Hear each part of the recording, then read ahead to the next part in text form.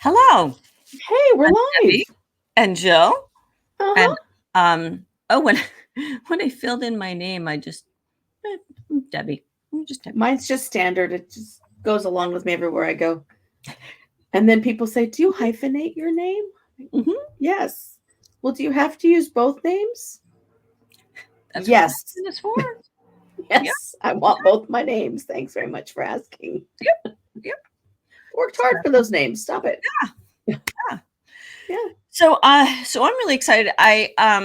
You and I had talked in January about I've been wanting to add more people to our to our group.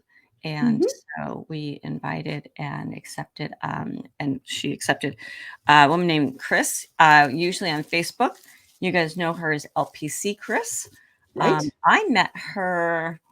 I met her. She interviewed me online in the beginning of 2020. It was in January, and I was sick, and most likely probably had COVID and didn't know it. Um, and she runs the Sibling Loss podcast, and Which is a terrific podcast if you need a resource for folks it really or you've is. lost a sibling yourself. Yep. Sibling loss is one of those that doesn't get enough attention. No, no, is that often we are forgotten mourners for Mhm. so many different reasons. Right. So unfortunately, Chris said that she's not going to be able to join us today. Darn. Uh, Next time, yep. But hopefully, maybe.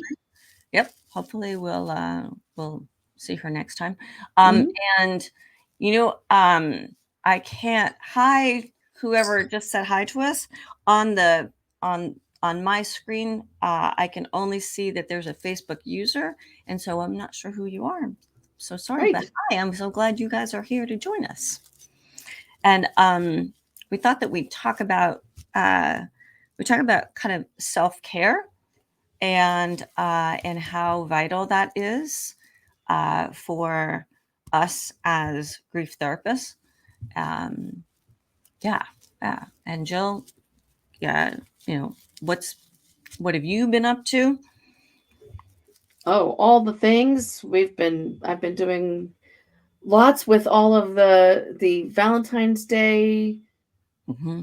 hidden trauma from early childhood with Yeah. not getting Valentine's delivered or not being the girl chosen for Valentine princess, which I didn't think was even a thing, but apparently it's Mm-hmm. that stuff Thank you. carries on for people and they're Yeah. in well into their advanced years and it's still there. Hmm. And then on the private side, I've closed out my mom's house after her death last June.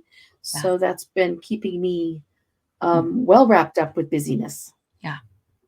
Oh, There's Deedee's here. Deedee's here. I made Yay! it! We Yay! figured it out, Yeah. apparently. Um, This is the Grief Girls, for those of you who don't know. Hello, it's a grief party! Yay! yep. Yep. Yep. So, and the other person who's joining us today is Deedee Rodriguez. And hi, I Hi, just friends! love seeing you. I can't believe that you and I physically did not meet until I think it was just last year in the Right? beginning. Right, Was right. it last year? Although we've Two known years each other ago. online for You didn't, yeah, 5 years. you didn't go to Hawaii, right? I know No, Jill yes, did. yes, yeah, yeah, You yeah, did. yeah, Yeah. Was yeah, that the We first hung out in Hawaii. Yeah. person? yep. Was Yeah, that the Yep. maybe first that time? was it. Oh, maybe that was the first time. That was it. I'm trying to Mhm. remember. I know I remember meeting Noreen and Jill and Stacy Yes. It was and all of us. Yep, uh-huh. yep. Yeah, Mhm. yeah, yeah. And we met the guy. You met the The guy. The guy that's got the ring on the finger now.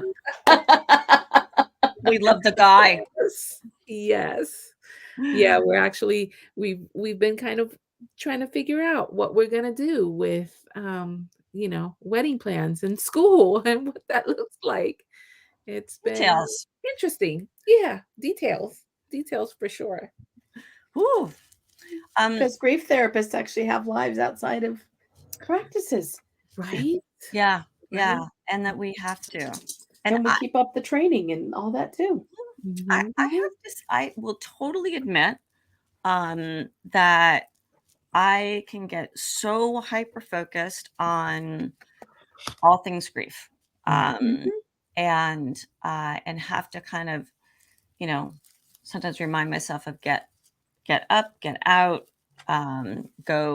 go feed other parts of me. Mhm. Oh, Um, yeah. Usually that's with gardening or Oh, hello. that's More Fred, right? poodles. That's Fred. It is Fred. I thought so. Fred's That's Fred. pups. I recognize this. Yeah. Uh-oh, we lost Deedee. Oh, I'm here. There. Oh, there There you are. you are. I'm not sure how that happened, but I'm glad you're back. um, I'm a magician. yeah, and I'm so excited that that you're joining us and helping us out with administration and just adding even more. Private practice grief. Yeah, Yeah. Mhm. yeah, Mhm. and so It's my favorite resource for therapists who hop into other groups and say, "Help! I've got grief something." Like you got to come over. There's Yeah. thousands of us. mhm, Yeah. We have resources. yeah, Yeah. yeah. Yeah. So, so Deedee, can you tell everybody about you, whatever you want to share? Ah. Oh man, I'm on the hot seat. Okay, Yeah. let's go. So, who am I? Deedee Rodriguez. I'm an LMHC licensed out of the state of Florida and LPC licensed out of Virginia. I do have my clinical certification, mental health certification through NBCC. My jam is grief and trauma. And it seems like as the years go by, it is becoming more and more specialized with bereaved moms who have some sort of trauma. So I will be really speaking to that. Although I have a lot of people who reach out just for grief, the grief piece, right? The grief and trauma piece. Mhm. Um, Recognizing that when I first started private practice several years ago, it was grief and it was betrayal trauma. So working through a non-death related grief that a lot of women experience in relationships, whether that's with a spouse or siblings or friends or family members, and what that looks like, even speaking to that, normalizing that. I am in the process of finishing up my first year of doctoral studies. So proud of you for Woo! that. Oh my gosh, it's kicking my butt, let me tell you. And then when Mhm. you have master's level students that you're supervising and they're 19, Mhm. and you're like, "Wait, what just happened? Right. Are my wisdom highlights showing?" And you reference a historical moment that was like contemporary to you, and they're like, "What?" Yeah. The early They have no earthly idea 1900s, who you're talking about. the Yeah. early 1900s, as one person said. I was like, Right. "Ouch." Um, so and really right now what the journey is really showing me, the people who are reaching out a lot are also people who resonate with part of my story after Sergio died. Mhm. Mhm. Sergio's going to be now in April. It'll be 22 years since he My died. goodness. Wow. 22 years. And let me tell you, my body still keeps Mhm. the score for that. Like the Mhm. other days I was like, "Oh, why am I feeling?" Mhm. Well, relapse day is coming up on the 28th of February, right? And sometimes I'm Mhm. conscious, but not conscious of it. Um, So the other piece of women who are really showing up in my practice right now are those who are going through some kind of spiritual crisis.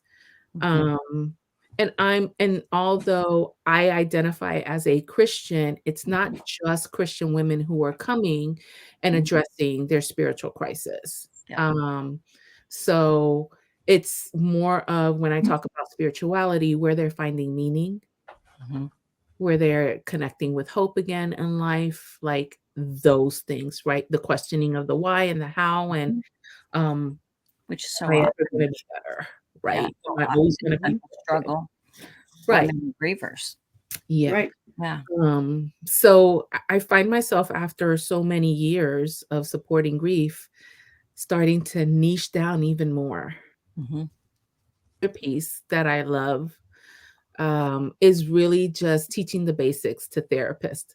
Mhm. You know, the ones who don't want to have the grief certification, but the ones that, like when somebody brings up death and dying, or somebody has died and they're like in that awkward moment of they don't know what to say or how to say it, Yep. or if they should say anything Approach at that. all. Yep.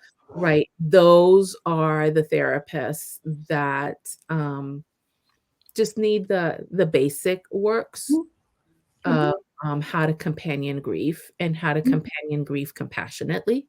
Yeah. How to talk about it and bring it Yeah, out and make it okay and safe, Mhm. yeah, and how to make the room comfortable or the screen and comfortable. feel confident, Yeah. Yeah. right? Feel confident because we Mhm. already all have the skills. I mean, this my soapbox moment, right? We are in the field. We already have the skills. We are dealing with grief day in, day out. Mhm. It's just that um, people who don't recognize the grief work or grief showing up and don't call it grief feel Mhm. uncomfortable because, well, grief is connected to death, dying, and bereavement. And if they haven't Right. worked through those things, they're like, And if they've never experienced it, because some of them are young, yes, or they experienced it but not well and were traumatized by it, and so they Right. totally shy away from it. And mhm, you can't do grief work unless you can talk about how people die. mhm, I also think because I teach over at Pepperdine a practicum class, and in fact, we were just talking about this 2 nights ago in class of of how to approach and how to acknowledge the loss that that the client is experienced because they put it on the intake, mhm, um, Mhm.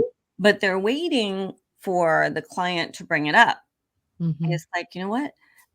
That's your With talking about, well, I'm just holding space. Well, mhm, and I know you guys, I've talked a lot about with you guys about holding. What does holding space then mean? mhm. Is that I think that we have this image that we're just going to sit quietly and listen, and I think it's holding space also means being able to acknowledge what's in this space. To Yeah, build the structure and bring it out. Yeah. Open the create drawers. Yeah. create the Yeah. space, Yeah, right? Yeah. exactly. Like, step into Mhm. it because they're probably on the other side also thinking, "Is it safe enough for me to bring it up? I don't wanna be Mhm. Downer." Sorry, Debbie. I don't wanna be Debbie Downer. We know that you're not Right? a downer girl. No. Right? And can I use the language? I'm so mad. Am I allowed to cuss in front of you Oh, because Right, I'm yeah. mad about it? right. Oh, yeah. 100%. So Mhm, how do we lay that out so that it's already there, so mhm. they can come in and kick their shoes off and grab the blanket and Yeah, really talk about it? yeah, and Mhm, know that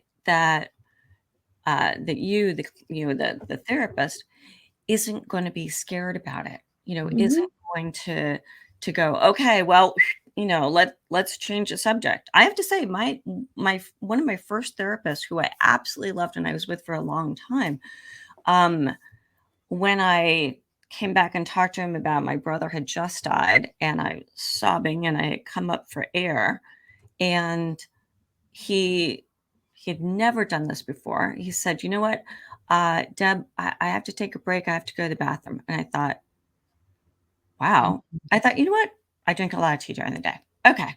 But when he came back, he said, "Well, you haven't talked about work very much."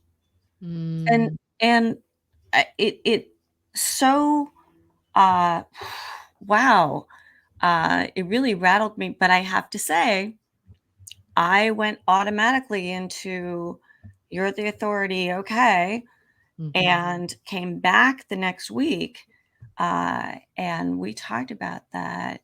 He kept changing the subject on me, and that it was, that he talked about it was his discomfort, and that I, as Mhm. a client, picked that up. mhm, Yeah, Mhm. I yeah. remember a therapist telling me each time one of my wives died, Mhm. I just don't know what to do to help you. Right, mhm. Like, right. okay, but that's not helping me right this very minute. I Right. just need you to listen to me. Mhm. I needed you to give me some structure. I needed, Yeah. right? And I think the No, they structure use the frickin' miracle question. right. Stop it. Don't Yeah. do that. I love when you've talked about your Yeah, miracle question yeah. And story. when my first wife was dying and she went to say goodbye to her psychiatrist, Mhm. the man does mental health for a living. That's all he does. Mhm. He said, "You're not dying. I'll see you next month." Mm. Yeah. Yeah. Of how much that it gets invalidated and Right. minimized and said, Yeah. here, just tuck that away. Mhm. We Yeah. need to That's be able to talk exactly. about it and teach our youngsters in all the programs and in our profession Mhm. how to make it safe to talk about these things and not to invalidate that, moving is a loss and a friend walking away is a loss Mhm. and there's grief involved. Mhm. Yeah. I think that's I don't think I know that that has always been my jet fuel. Like, that's Mhm. why I got into the mental health field. Mhm. That's Mhm. why I am a non-traditional student, Mhm. right? Because when I went looking for help, and I wasn't even looking for help for me, I was Mhm. looking for help for my oldest daughter at the time because I had enough of the whereabouts to honor my grief and step into my grief Mhm. and know that in my grief process, I could not support her the way that she needed to be Yeah. supported. Mhm. Like, I was grieving that hard.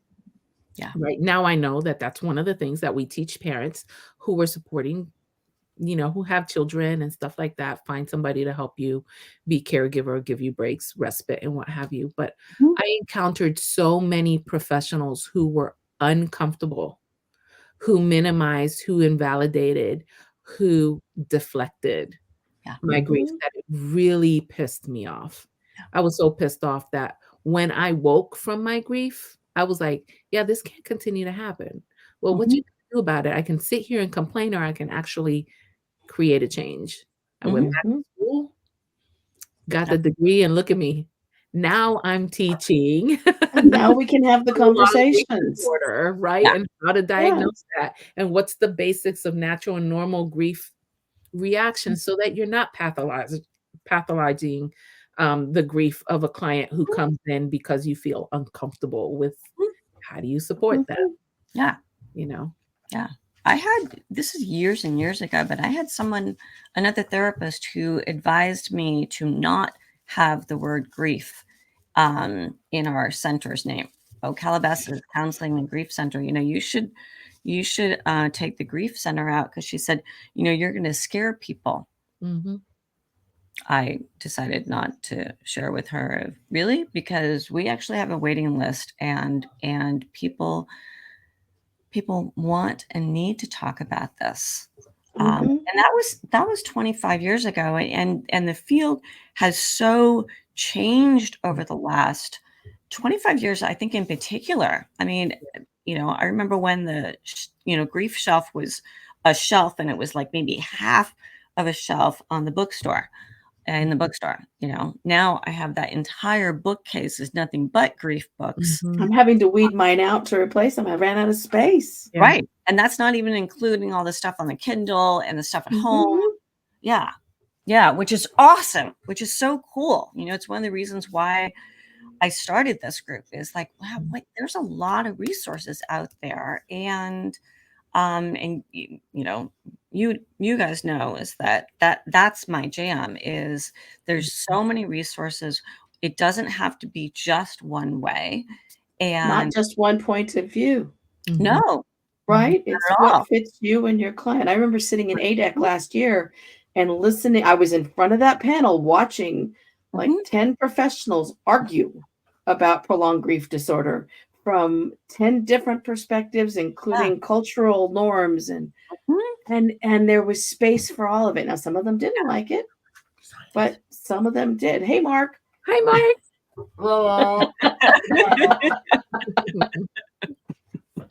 But Dottie's like, we "Where have is that he? Where is he space. going?" Mhm. Yeah. Yeah. Yeah.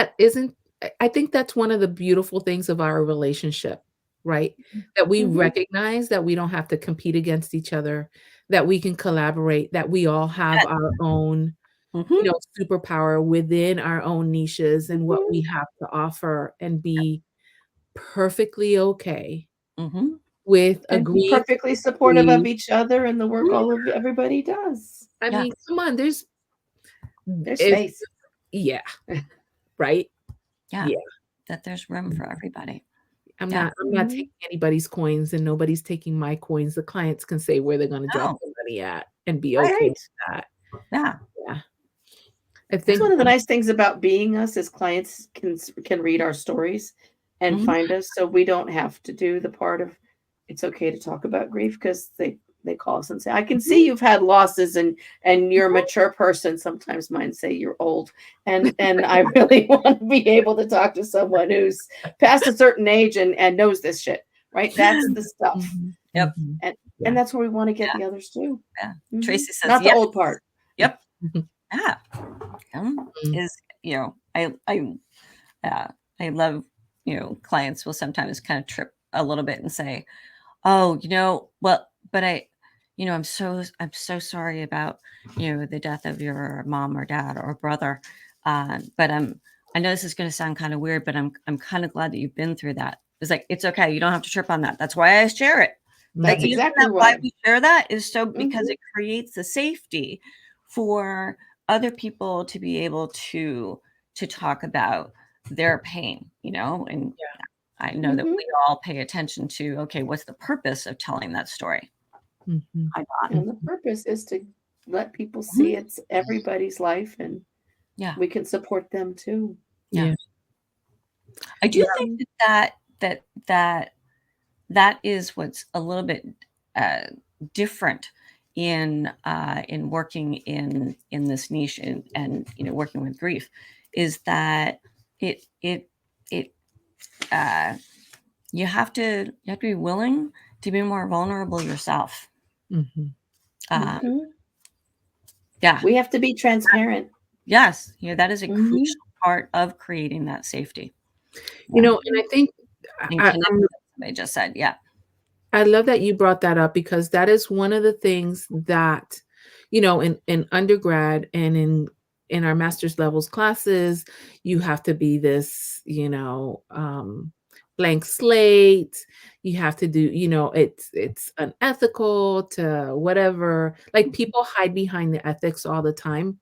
And Mhm. really why they're citing ethics is not necessarily because of ethics, it's because of how they're misconstruing Sure. Yeah. ethics to cover up their fear and their Mhm. their Discomfort. imposter syndrome Yeah. that says that they can't support, Mhm. right? And this is Mhm. this is that piece of learn the basics and recognize that that countertransference that you're afraid of is Mhm. actually your superpower. It It's is. actually your It is. connection Mhm. Com people of, Yes. Yeah. Mhm. I just had a mama like, I say I've been seeing her now for about a month and a half, and she was sharing her story, and I teared up, and I mean, I'm not boo-hoo crying Mhm. with her, but the tears rolled down my face, and she's like when we finished the session, right, and I asked for her takeaways, she's like, "That I can find safe people." She Mm. said, "You're the first therapist that I've been able to talk to who showed emotion. Right. Like, Right. nobody's Right. ever cried with me." I'm Yeah. like, "Okay," Mhm. you know, Yeah. because the people who had cried were out of pity, not out of compassion, Mhm. Mhm. you know, Yeah. or they would redirect the call. So I Mhm. was like, gosh, if people could just if therapists in the field could just be able to tap into the skills Mhm. that they're already using Yeah. every day, Mhm. and get out of their head a little bit about grief, Mhm. which I find, I don't know about you guys, maybe this is just me, but the phenomena that I find is that when they recognize what's normal and natural grief reactions Mhm. and have the language for it, that like diminishes whatever That discomfort that they have. Like, absolutely. just having that small tool of paradox of that. Yeah. Just being able to provide the education about what grief does to your brain and does to your body, Mhm. does to your belief systems. Yeah. I And remind. giving permission for that. Yes. Yes. And I think validates of, we've talked about, the people that come into our grief centers, almost always, especially in the first first couple of sessions, usually will use some kind of phrase of, I think there's something wrong with me, or I feel You're crazy. crazy. Yeah. Mhm. Yeah. Crazy. Mhm. Yeah. Yeah. Grief is such a social problem. Or my grief is too much Yeah. Mhm. for people to handle, Yeah. right? I'm overwhelming my friends. They're telling me it's too hard to talk to me. Yeah. Yeah. Yeah. And I Right? think being able to give them that education and that normalization that Mhm. that it's because they're uncomfortable. It's because we've learned over and over and over again that we don't go there, that's uncomfortable, or that we're going to hurt somebody's feelings. I'm going to bring it. It's going to come up too much. Yeah. Yeah. We don't talk about that. Right. I'm going to create more hurt Yeah. because I'm not aware that my son is dead. Right. Oh, I forgot mom died. Oh, Yeah. yeah. Well, I didn't want to bring it up. Oh, that's right. That's his Right. name. I didn't want to remind you. Right. Exactly. Yeah. Exactly. Mhm. I mean, and I know that people probably are looking at us and they're like, you guys are cracking jokes about this. Well, there's this thing that happens with death is that you get this dark sense of humor Yes, sometimes you do. that shows up. Yeah. Yeah. And do some time in hospice. It gets even darker Oh, and yeah, funnier. Yeah. absolutely. Yeah. Yeah. Which I did 11 years of volunteer and hospice work before Mhm. I went into my master's program. Mhm. Mhm. Yeah. And I Yeah. think that is very different because I worked in hospitals for 15 years, and there's that gallow humor and there's a jadedness. And I think there's a very fine line between that lightness, and becoming really jaded and disconnected. You have to Mhm. Yeah. keep that in check and make sure that you're Yeah. doing some, if not supervision, at least some connection with other grief therapists Mhm. to make sure that you're doing right and find some balance. Yeah. Mhm. When it's been a bad day, I am outside in the garden with my hands in the dirt Mhm. so I can Yep. let it wash off and get back to it the next Yeah. morning. Yeah. It's a Mhm. reason why I have a sign in my garden that says "Grow, damn it," because I can go out there and yell at the plants, and then we will find some a peaceful place as well, Mhm. because we're human beings that that have careers or jobs in mental health as well. Yeah. Mhm. Yeah. Mhm. So Yeah. I'm so glad to expand our conversations, and yeah. I'm looking Yeah. forward to this, Deedee. I'm so glad you're part of this and on Me the too. team and Mhm. all Yeah. of that. I'm honored to be part of it as well. And I know Chris will be here at some point, and I know she's there in the background. Mhm. Yeah. Yep. And then we'll start having I'll start having conversations on the grief coaching Mhm. page as well when Yep. I come up for air next month. It shall be. Yep. Mhm. Yeah, because we Good. talked about this last one, so Absolutely. just know Right. that we're not ignoring the Grief coaches. people who are grief coaches and Right. not mental health professionals, but We'll be talking about it for St. yep. Patrick's Day because we want to be able to help people coach all of the bad snakes off the island. That's right. Yeah. I look forward to that one. Yeah. Yes. All right. And Debbie, it is an honor to step in as well and be able to just continue to expand the field and support, you Mhm. know, Yeah. as much as we can. Yeah. Absolutely. Hmm. Yeah. All right. All right, So everybody. we'll see all of you together. We'll be back the second the second Friday of the month for next week or next month, and then we'll have like different conversations in between. Yeah. So yeah. Oh, and Mark's back. yeah. Hello, sweetheart. I Mark didn't says he was part of this conversation. guess you need- Okay, so we're gonna leave this. So, Bye, guys. okay, bye bye. Bye.